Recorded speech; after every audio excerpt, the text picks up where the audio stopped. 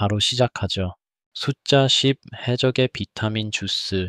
바다 한가운데 몇 달째 망망대해를 떠다니고 있다고 상상해 보세요. 신선한 과일이나 채소는 이미 오래전에 동났고 이제 남은 건 딱딱한 건빵과 소금에 절인 고기뿐입니다. 당신의 잇몸은 붓고 피가 나기 시작하고 피부에는 이상한 멍이 들며 온몸이 쑤시고 아픕니다. 축하합니다. 당신은 지금 끔찍한 괴혈병에 걸렸습니다. 비타민C 부족으로 몸이 서서히 분해되고 있는 거죠. 현대인이라면 오렌지 주스 한 잔이면 해결될 일이지만 17세기 해적에게는 사치스러운 이야기입니다. 그럼 그들은 어떻게 했을까요? 아주 기발하고 역겨운 해결책을 찾아냈습니다. 바로 거북이 피를 마시는 겁니다. 네, 제대로 들으셨어요. 해적들은 가끔 잡히는 거대한 바다거북을 단순한 식량으로만 보지 않았습니다. 그들에게 거북이는 떠다니는 비상약국이었습니다. 거북이의 목을 따서 솟구치는 피를 그릇에 받아 그대로 마셨죠. 왜냐고요? 그들은 경험적으로 거북이 피를 마시면 괴혈병 증상이 완화된다는 것을 알고 있었기 때문입니다. 현대 과학의 관점에서 보면 거북이가 먹는 해조류나 작은 동물들 덕분에 그 피에는 소량의 비타민C가 포함되어 있었을 겁니다. 말 그대로 죽지 않기 위해 당신의 몸이 스스로를 공격하는 것을 막기 위해 당신은 기꺼이 비릿하고 따뜻한 거북이 피를 벌컥벌컥 들이켰을 겁니다. 사실상 바다 위에서 가장 절박한 버전의 에너지 드링크였던 셈입니다. 숫자 9. 전쟁터의 설탕 치료. 총알이 빗발치는 전쟁터 한복판, 당신의 동료가 복부에 총을 맞았습니다. 상처는 끔찍하게 벌어져 있고 내장이 보일 지경입니다. 의무병은 멀리 있고 당장 소독하거나 봉합할 방법이 없습니다. 이대로 두면 상처는 감염되어 끔찍한 고통 속에서 죽게 될 겁니다. 이때 고참 병사가 당신에게 달려와 외칩니다. 설탕 가져와. 무슨 잠꼬대 같은 소리냐고요? 아닙니다. 이건 실제로 20세기 초반까지 군의관들이 사용했던 절박하지만 놀랍도록 효과적인 응급 처치법이었습니다. 그들은 말 그대로 상처에 설탕을 들이부었습니다. 이게 어떻게 작동하는 걸까요? 과학적으로 말하면 삼투압 현상을 이용한 겁니다. 설탕은 엄청난 수분 흡수 능력을 가지고 있습니다. 상처에 설탕을 쏟아 부으면 설탕 입자들이 박테리아 세포 안에 있는 수분을 모조리 빨아들여 버립니다. 물을 잃은 박테리아는 말 그대로 쪼그라들어 죽게 되죠. 마치 소금에 절인 배추처럼요. 또한 설탕은 상처 부위를 건조하게 유지시켜 감염을 막고 상처 조직이 재생될 수 있는 깨끗한 환경을 만들어 줍니다. 물론 고통은 상상 이상이었을 겁니다. 벌어진 상처에 설탕을 들이붓는다고 생각해 보세요. 하지만 폐혈증으로 죽는 것보다는 달콤한 고통이 훨씬 나았겠죠. 기본적으로 당신의 상처를 박테리아를 위한 거대한 사탕 함정으로 만들어버리는 기술이었습니다. 숫자 8. 세상에서 가장 개인적인 소독약. 당신은 고대 로마의 군인입니다. 훈련 중에 넘어져 팔에 깊고 더러운 상처가 났습니다. 흙과 자갈이 상처에 박혀 있고 보기만 해도 감염이 될 것 같습니다. 주변에는 깨끗한 물도 소독약도 없습니다. 이대로 방치하면 며칠 안에 팔이 퉁퉁 붓고 열이 펄펄 끓다가 결국엔 폐혈증으로 죽을 수도 있습니다. 그때 백인대장이 당신에게 다가와 아주 간단하고도 충격적인 처방을 내립니다. 상처에 오줌이나 넣어. 장난 같지만 이건 고대 로마부터 18세기까지 널리 쓰이던 실제 응급처치법이었습니다. 사람들은 소변의 상처를 소독하는 효과가 있다고 굳게 믿었습니다. 왜 이런 생각을 했을까요? 놀랍게도 여기엔 약간의 과학적 근거가 있습니다. 갓 나온 소변은 거의 무균 상태에 가깝고 시간이 지나면 소변 속의 요소가 분해되면서 암모니아가 생성됩니다. 암모니아는 강력한 세정제나 소독제 성분으로 쓰이죠. 즉, 그들은 상처에 약한 암모니아수를 붓고 있었던 셈입니다. 물론 현대의 과산화수소나 알코올에 비하면 효과는 미미했지만 흙탕물로 씻는 것보다는 100배 나은 선택이었죠. 세균에 대한 개념이 없던 시절 그들은 경험적으로 이 냄새나는 액체가 상처가 덧나는 걸 막아준다는 사실을 알아낸 겁니다. 당신의 몸이 스스로 소독약을 생산해내는 세상에서 가장 완벽한 자급자족 시스템이라고 할 수 있겠네요. 숫자 7. 두통을 위한 해골 가루. 17세기 유럽, 당신은 지독한 편두통에 시달리고 있습니다. 머리가 깨질 듯 아프고 눈앞이 번쩍이며 어떤 약을 써도 소용이 없습니다. 절망적인 심정으로 당대 최고의 의사를 찾아갑니다. 의사는 당신의 말을 잠자코 듣더니 작은 약병 하나를 꺼내며 비장하게 말합니다. 이것은 아주 귀한 약입니다. 젊어서 비극적으로 죽은 남자의 두개골을 갈아 만든 가루죠. 그리고는 이 가루를 와인에 타서 마시라고 권합니다. 이것이 바로 시체약입니다. 지금 들으면 사이코패스의 망상 같지만 당시에는 왕과 귀족들도 애용하던 최첨단 의술이었습니다. 사람들은 인간의 신체 부위가 특정 질병을 치료하는데 특별한 힘을 가지고 있다고 믿었습니다. 그래서 두통에는 두개골 가루를, 간질에는 검투사의 피를, 출혈에는 이집트 미라 가루를 처방했습니다. 일종의 끔찍한 동종요법이었던 셈입니다. 머리가 아프니 머리를 먹는다는 식의 단순하고 원시적인 논리였죠. 물론 실제 효과는 전혀 없었을 겁니다. 오히려 비위생적인 시체 가루 때문에 다른 병에 걸리지나 않으면 다행이었겠죠. 기본적으로 당신은 다른 사람의 뼈를 갈아 마시면서 플라시보 효과에 기대야 했던 겁니다. 숫자 6. 세상에서 가장 과격한 두통약. 선사시대, 당신은 부족의 일원입니다. 그런데 요즘 들어 원인 모를 두통이 계속되거나 가끔씩 몸에 경련이 일어납니다. 부족 사람들은 당신의 머릿속에 악령이 깃들었다고 수군댑니다. 주술사이자 의사인 부족 장로는 당신을 조용한 곳으로 데려가더니 날카롭게 간 돌조각을 꺼내 듭니다. 그리고는 당신의 두개골에 구멍을 뚫기 시작합니다. 마취도 없이, 소독도 없이. 이것이 바로 인류 최초의 외과 수술로 알려진 두개골 청공술 트레파네이션입니다. 이 끔찍한 시술의 논리는 아주 단순했습니다. 머릿속의 병의 원인, 즉 나쁜 것이 갇혀 있으니 밖으로 나갈 통로를 만들어주면 된다는 생각이었죠. 고고학적 증거에 따르면 놀랍게도 이 수술을 받고 살아남은 사람들이 꽤 많았습니다. 두개골에 뚫린 구멍 주변으로 뼈가 다시 자라난 흔적이 발견되기 때문이죠.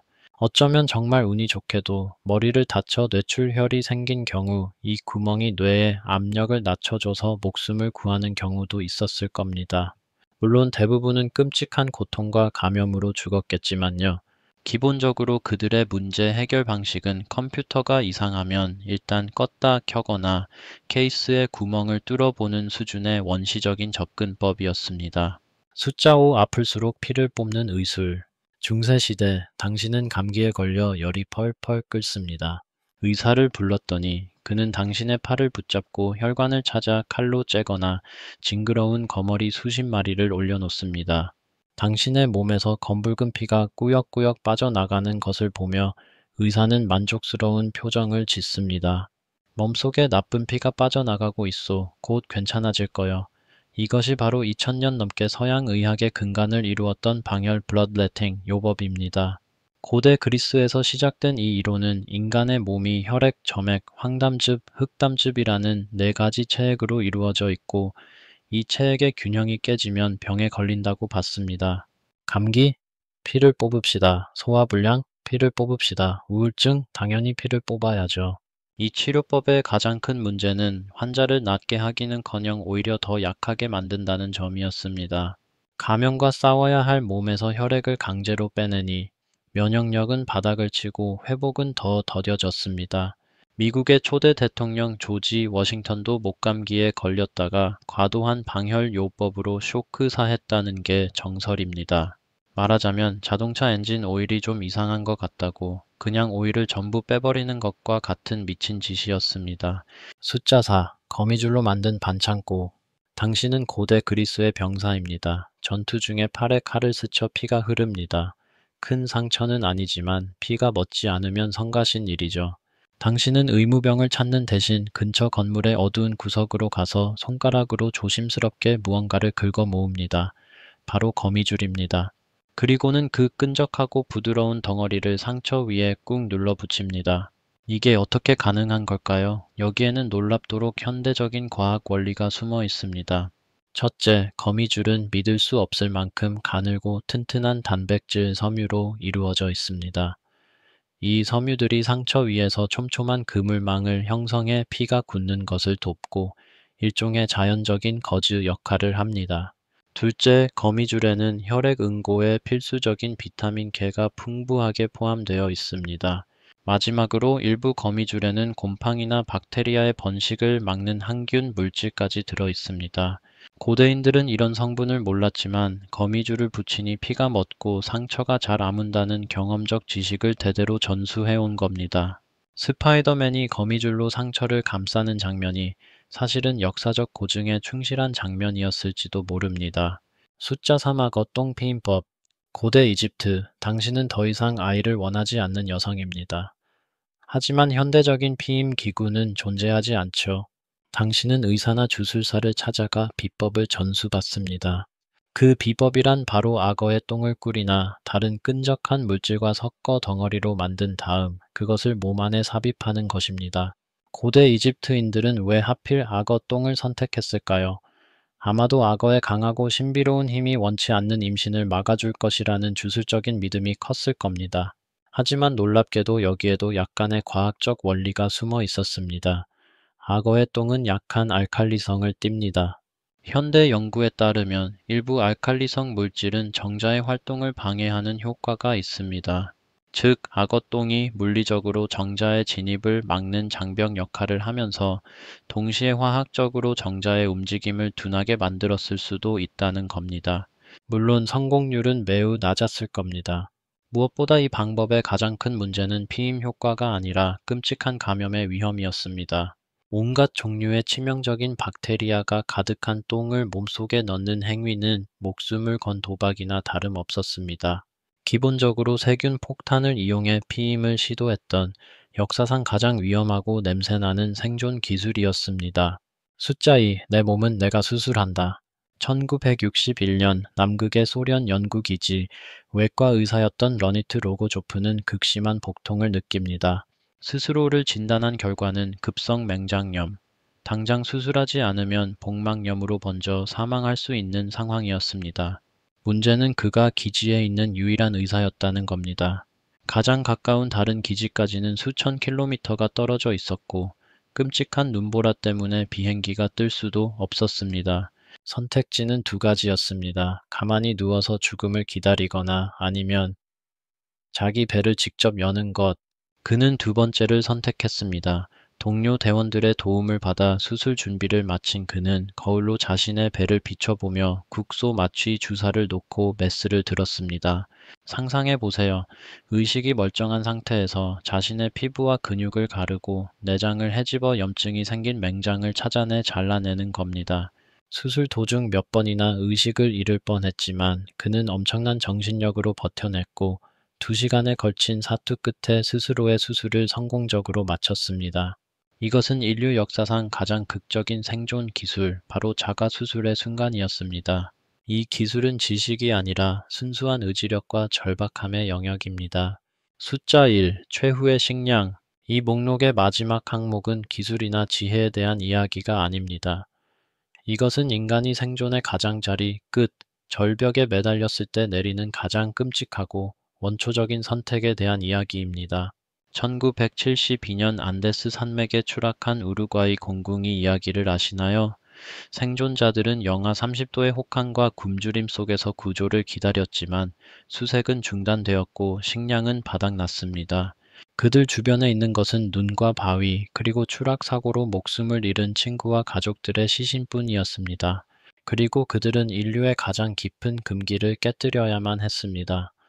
살기 위해 죽은 동료의 인육을 먹어야 했습니다. 이것은 생물학적 생존 본능이 인간의 모든 사회적 도덕적 가치를 압도하는 마지막 지점입니다.